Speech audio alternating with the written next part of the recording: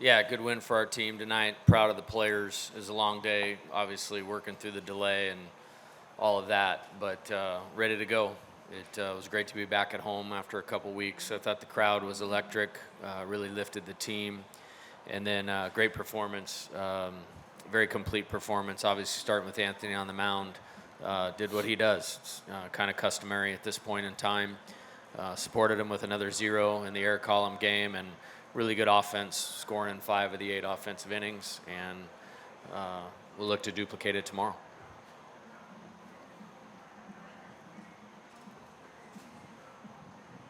Anthony, you had a pretty good curveball going today.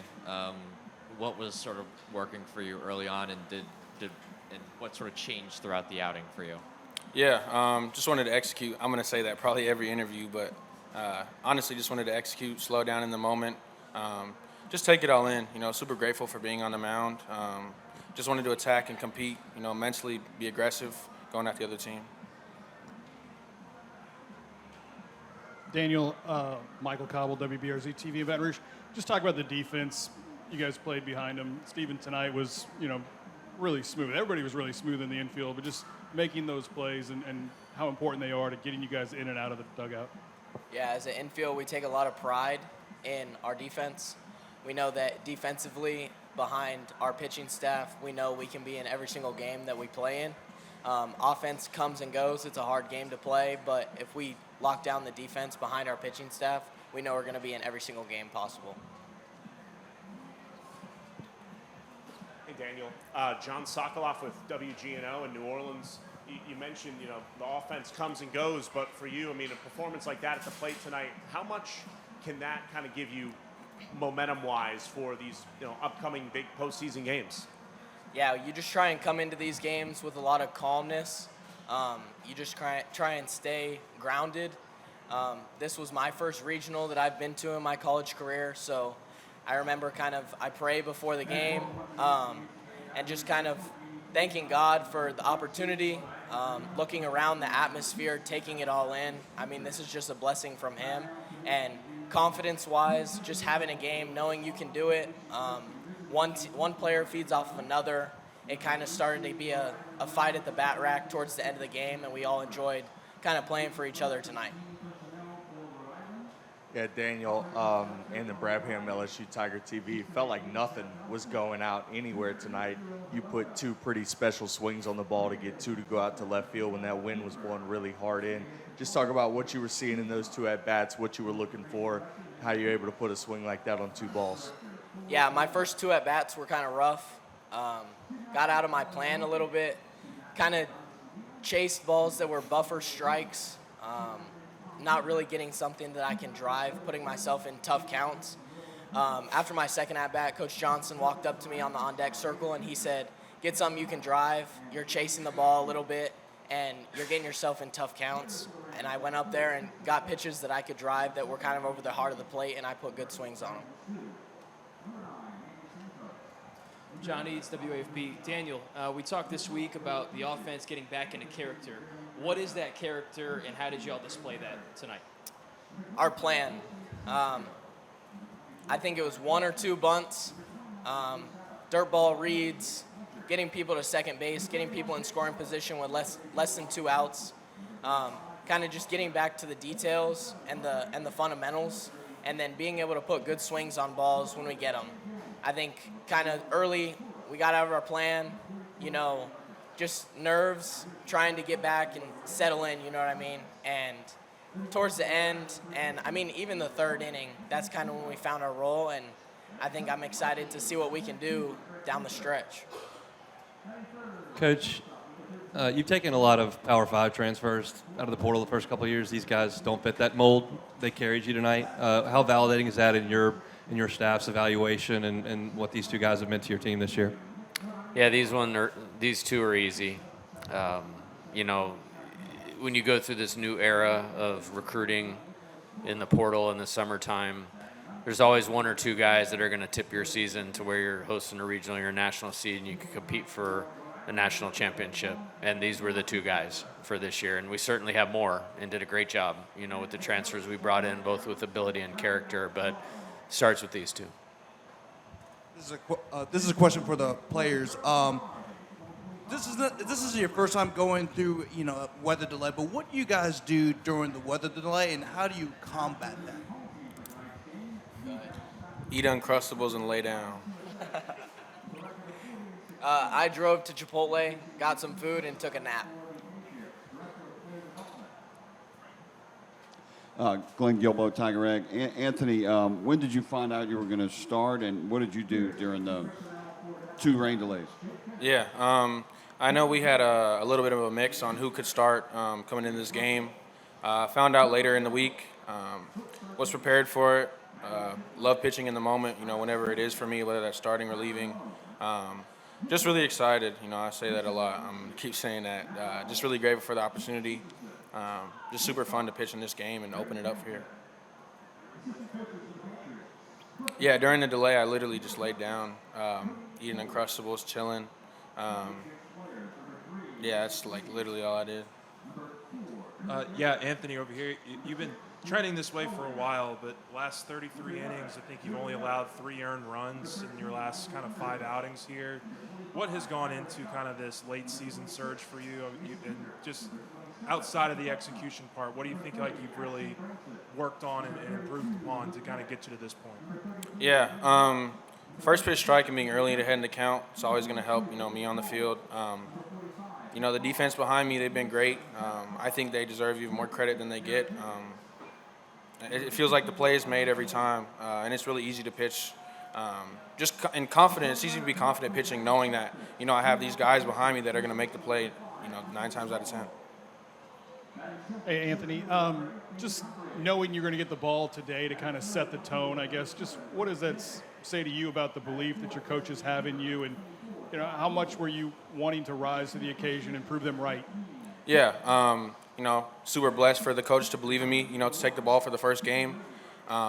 Just means a lot, they show a lot of support and they help me a lot on and off the field just to be the best version of myself. And I think just, seeing the trust that they had in me pitching the first game was a big step for me.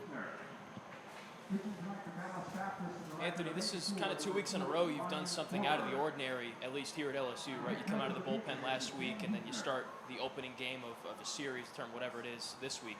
What allowed you to succeed in kind of these moments that aren't routine for you this year? Yeah, just being adaptable, just being able to adapt to, certain situations, just understanding that my routine is going to prepare me for what's to come. And I think just learning how to master that and really, control myself helps me for any situation. Anthony, a lot of ground balls tonight. How much of that was by design? I'm not sure. They hit the ball on the ground, hit the ball in the air. As long as they're out, I'm fine with that. Anthony, with DJ and Maverick taking over for you, how much confidence did you have in those last 2 innings? Yeah, it's really cool seeing those guys progress, especially Mav. He's insane. But it's really cool seeing him grow and just keep, working. I see his work every day, just being at the field around him all the time, and just giving the ball to him and DJ. It was really cool to watch. Any more questions for the student athletes?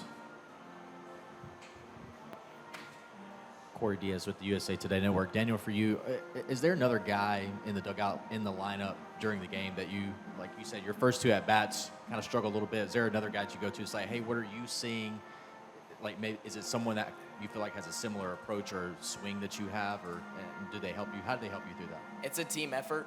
A lot of people get pitched differently. You kind of just ask people come up to you, ask what they see. A lot of confidence boosting. Hey, get to the next one, get to the next one. I know in between innings after the throwdown, me and Steven Milam, we talk in between, just kind of get our little handshake in. We're like, keep going, stay with it. It's going to come. We take a lot of pride in our defense, so it's always, hey, make a play and then go get to the next at-bat. I know me and Ethan Fry talk a lot, but it's at the end of the day, it's just a team thing, talking to each other, keeping everything involved, and just going after it and knowing that it's 9 guys in the lineup against 1 pitcher. All right, we're going to let Anthony and Daniel go. Thank you, guys. Appreciate y'all. Thank you.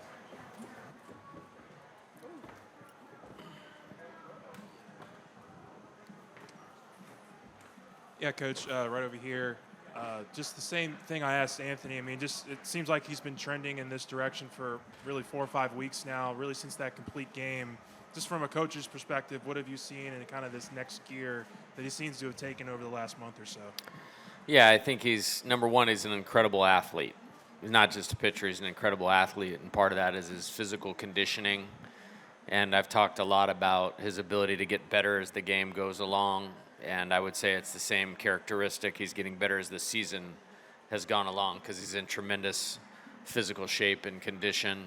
And then I think he has great self-awareness. He's taken a few things that he needed to do a little bit better and done that, and it's accentuated or opened up all the options that he has, and he's just really tough to deal with. It's a lot coming at you, and he makes it really hard to plan against.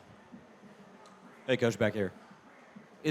I know the stats might not show it, but it seems like Michael Braswell has seen the ball very well the past few weeks. What kind of strides have you seen him make in those past few weeks, and what did you see from him tonight? Yeah, I thought he had 3 out of 4 at-bats were quality at-bats tonight. I think he's done an excellent job at third base. The question about the ground balls is more as this particular team we were playing hits a ton of ground balls, and told the infield they were going to have to be very active tonight, and they were. And Michael was at the center of that. He had a great first step several times. So he's played exceptional defense at third base this year. I mean, our whole entire infield has played exceptional defense. He's done that. And I think what he's done, he hasn't let the results of batting average and those types of things discourage him from doing what the team needs. You know, he hit a mistake really hard. Most nights it's probably out of here. It's kind of a weird wind blowing in from that way. Got a sacrifice bunt down, and then, you know, an RBI single, double, whatever it was there at the end of the game. And he has a lot of hay in the barn as far as a college baseball player. And so there's nothing he hasn't seen. He's a good competitor, and winning is really important to him. And so he's really a perfect player for this particular team. Coach, right in front of you, I have to ask about the weather. When did you and the NCAA and Coach Curry decide or how did you decide it was best when the best time was to start the game? Yeah, I didn't decide anything. I got shown the circumstances of lightning within an 8-mile radius, and it was popping up a lot, really between 2 and 5, and then we had the storm. And if I could control the weather, LSU would never lose a baseball game. I could promise you that. Hey, Coach, real quick, Perry White with On the Yard Network right here. You've been dealing with weather delays throughout the season. For you mentally, what is it like with these long days at the ballpark, not only keeping yourself going, your staff, but as well as the team? Mentally, at the end of the day, are you just exhausted? What do you do to recharge yourself, especially with this regional?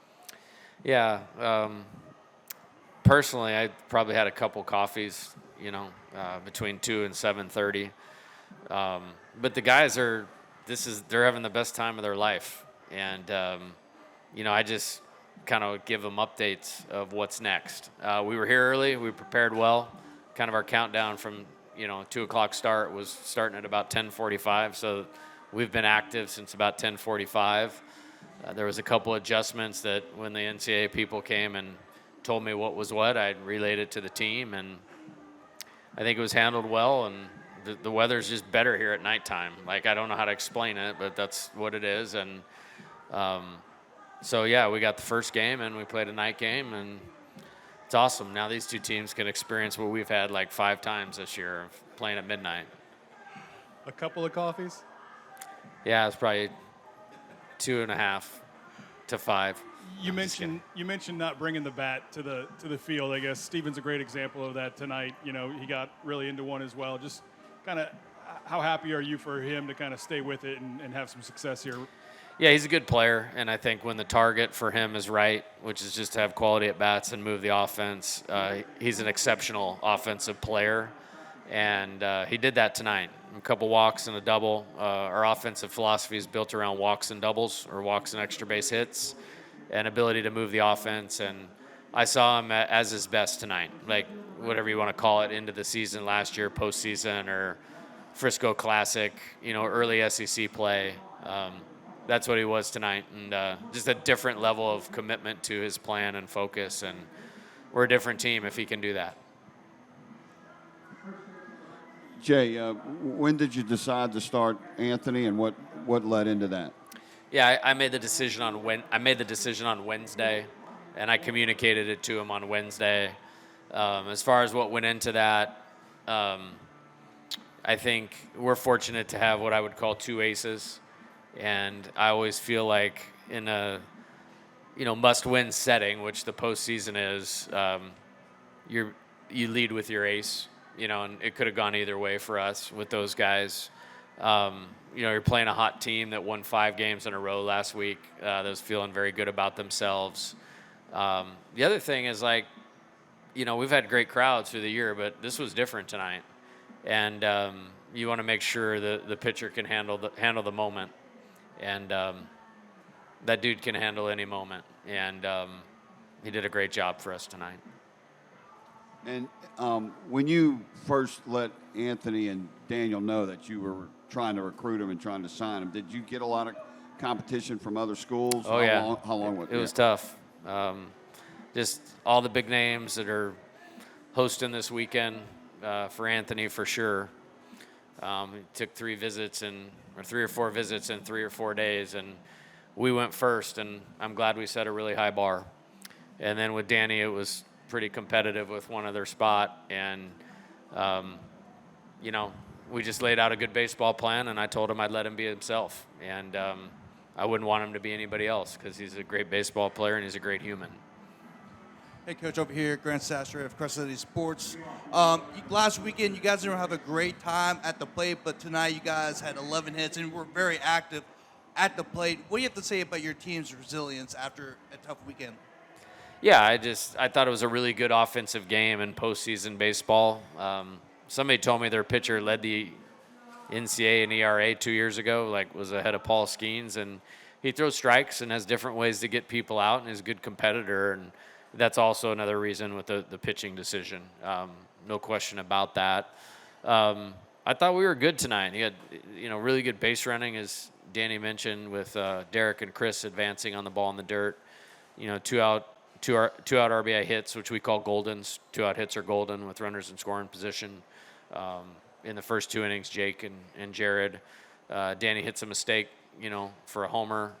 Derek, blitzes a ball, put a great swing on that double that Chris scored on, which he's done. That was great to see. And then another homer for Danny, and just thought it was constant pressure. Even in the innings we didn't score, it was kind of like we were poking them all night. And that's what I believe this team is when it's at its very best. Hey, Coach, John Sokoloff with WGNO in New Orleans. This is Danny's first, regional that he's played in, and the fact that he kind of showed up in such a big way in that moment, what do you think that kind of says about him, the player? Yeah, not a surprise. I often say can't like baseball or try to fit baseball into your life and play at LSU. You got to build your life around baseball, and that's Danny. He's here for 11 months from the commitment to hopefully the College World Series, and then he's going to go to pro baseball. He'll be really prepared mentally and physically for that because this is his deal, and that's why it's been a perfect match. He was the exact right player for us. Don't know if he was the most talented player in the portal, but he was the right player for me and right player for us, and he's had a great season and had a great night tonight. Jay, what's it mean to get this one in tonight and have a little bit of normalcy for tomorrow? Yeah, I think it's good. It's part of the design of playing the first game. And like I said, I try to pay attention to everything. I talked to Skip about this at length when I first got here. And then, really that first fall, I think it was the fall of 21, nobody told me about the weather when I accepted the job here. Just Tucson and San Diego and Reno didn't really prepare me for what this is. So and then going through it in 23 in both the regional and super regional, it's kind of a no-brainer decision. And, the NCAA is really professional and they do a good job with it. And, we just try to watch the weather and, they make informed decisions and I keep the team ready to play. I'm sorry? Oh, well, we get a little bit of sleep. It's 11:02 right now. I guess it's only, 6:02 in Hawaii, so it's not that late. We'll get a good night's sleep, Not sure what the game time is or ESPN or TV. I'm sure we'll find that out, and we're at home, and I like being at home. Coach, right in front of you. Everybody in the starting lineup got on base at least once tonight. What does it take to have a complete offensive effort like that? Yeah, I think just you heard them talk about staying in their character and staying in plan and being committed to it and not getting distracted by what's happened in the game previously or get too far ahead. You can't win the game and have the game over in the first inning. You can't try to force it. You got to let the game come to you a little bit. And I thought we did that tonight. And, when you have really good pitching and really good defense, it should allow your offense to play with great confidence. And I thought we played well tonight. It was a good night for the Tigers on offense.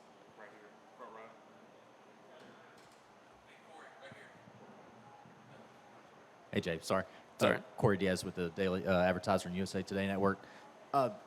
For Danny, when he first got here, how much do you feel like he had the ability to, work on his approach like in game? How much has that improved for him? Yeah, we've had a couple good ones this year. He hit a homer against Mississippi State, kind of in like in the on-deck circle, like this is what you need to do, bam, homer. And it was kind of the same thing tonight. And he's competitive, and, I can relate, when you're as competitive as you are, sometimes your best quality can become your worst enemy as a hitter. And so I just wanted to get him reset for that third at bat, and he did, and he's talented. And, the other thing, he worked really hard over the last couple weeks. I want to say it was between Arkansas and South Carolina. He put a lot of time in, like a lot of time. Like he was here all day, Monday, Tuesday, and Wednesday, and got some things swing-wise worked out. And then he got his mindset right. Had a great series there, really lifted us there, and obviously lifted us tonight. Coach, when Maverick Rizzi's throwing strikes like he did tonight, what is he doing well? I thought he was just dominant. The tempo was good. I called down to the bullpen, and I told Champ in the bullpen to, get his rhythm and his tempo going. So it's almost like I wanted him to throw an inning in the bullpen before he came in and threw an inning to shake off the nerves and, any of that stuff. But he was electric tonight. Like, it'd be as good as anybody. He can be as good as anybody in the country throwing the ball like that. Coach, to put DJ in, right here, to put DJ in for that .1 innings, and then, how much progress have you seen from him? And then, also to follow along with Maverick as well. Yeah, so with the nature of the SEC tournament being single elimination and us finishing as high as we did and getting 4 byes or whatever it was, like, we didn't get everybody in the game that we wanted to. And I don't think DJ pitched at South Carolina either. So it's been a couple weeks. So we've done a good job over the last couple weeks of getting guys on the mound here in some simulated game stuff. And the last one he threw is the best that I've ever seen him throw in my life. And that was awesome to come in, and I think he threw 4 strikes in a row and executed really, really well. All right, Coach.